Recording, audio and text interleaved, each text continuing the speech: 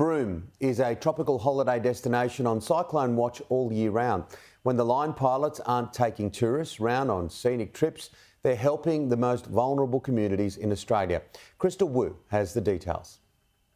Aviation companies in Broome have kept themselves busy over the wet season.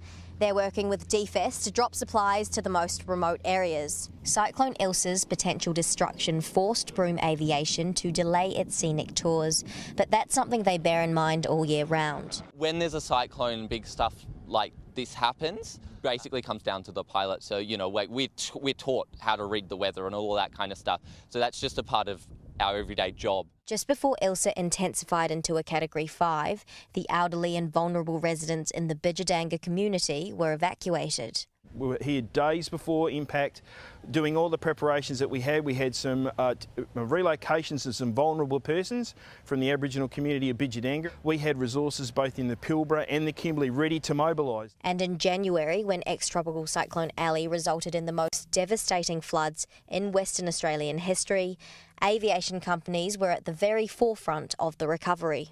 We do a lot of charter work to a lot of the Indigenous communities out in the Kimberley. So that's taking people and stuff and food and freight. We're flying a lot of people in and out of those places as well. In January, flooding at the Fitzroy River catchment peaked at a record high of 15.81 metres. Transport companies struggled to supply the East Kimberley after the Great Northern Highway was cut off. And in March, the Victoria Highway hit badly by floodwaters closed in both directions, cutting off Kununurra from the Northern Territory. Aviation companies joined the Australian Defence Force in efforts to relocate those in need.